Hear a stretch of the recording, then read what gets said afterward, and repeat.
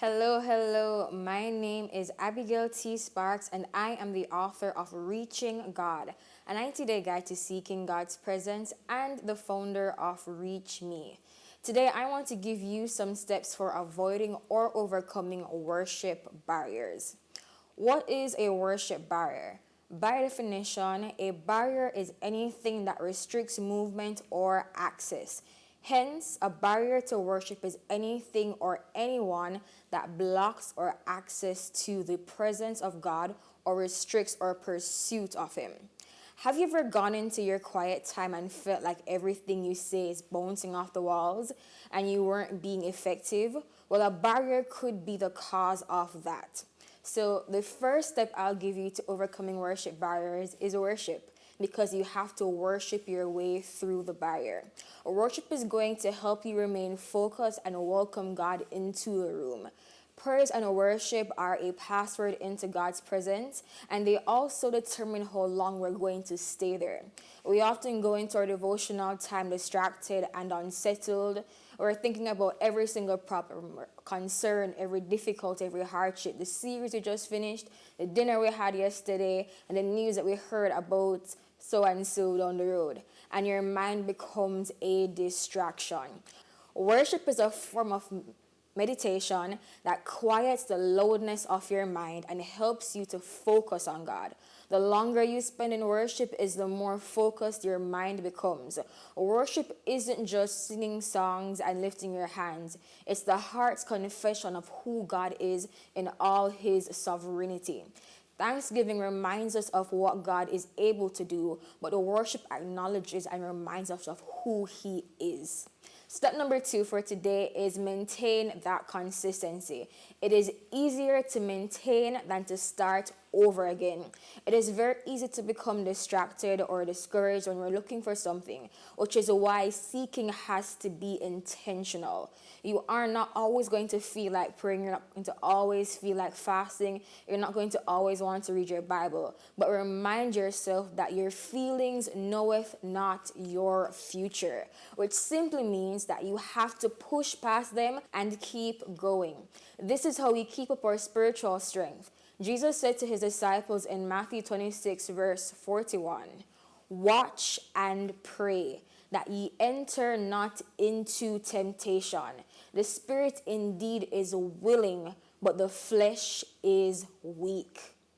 Step number 3, check your heart posture, because sometimes the problem is you. Psalm 23, verse 3 to 4. "Who shall ascend into the hill of the Lord?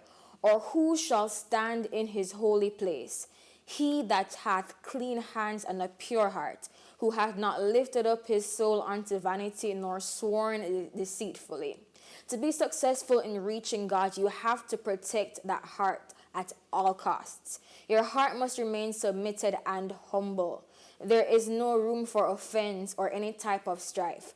So bitterness, unforgiveness, jealousy, anger, resentment, pride, stubbornness, these are all manipulators of the heart and are opponents of your seek. And if left unchecked, they're going to rob you of your intimacy with God. As you mature, you will begin to realize that nothing, and I mean absolutely nothing, is worth that specific or special time with God. This is a barrier that Jesus will most definitely check you on. John 4, verse 20 says, "If a man say, I love God, and hateth his brother, he is a liar. For he that loveth not his brother whom he hath seen, how can he love God whom he hath not seen?" I remember one day my mom, who is also one of my mentors, told me to prepare for something. And because I was not asked to do it, I was like, I don't need to prepare. But I eventually did, and I was in fact asked to do what she said. And I remember I was going to go into prayer after this, and the Lord said to me, "Go apologize to your mom." And I was like, what? Like, why do I need to apologize? And He said, because in my disobedience, I would have caused her to err or doubt. So many times we become our own stumbling block, but we can also be a stumbling block for someone else. Jeremiah 17 verse 9 says, "The heart is deceitful above all things and desperately wicked. Who can know it?" A lot of times we say God knows my heart and we say it really casually, when in fact this should absolutely terrify you, because it means he knows all of the anger and of all of the malice and all of the unforgiveness that is in there. One of the ways to maintain a healthy heart posture is to forgive quickly and apologize quicker. So, quick recap of what we discussed today. The first thing we said to overcome worship barriers is worship, because you have to worship your way through that barrier, and worship is going to help you focus. Number 2 was maintain consistency. Your devotional life is your personal responsibility, so you must take accountability for maintaining it. And step number 3 is check your heart posture. Forgive quick and apologize quicker.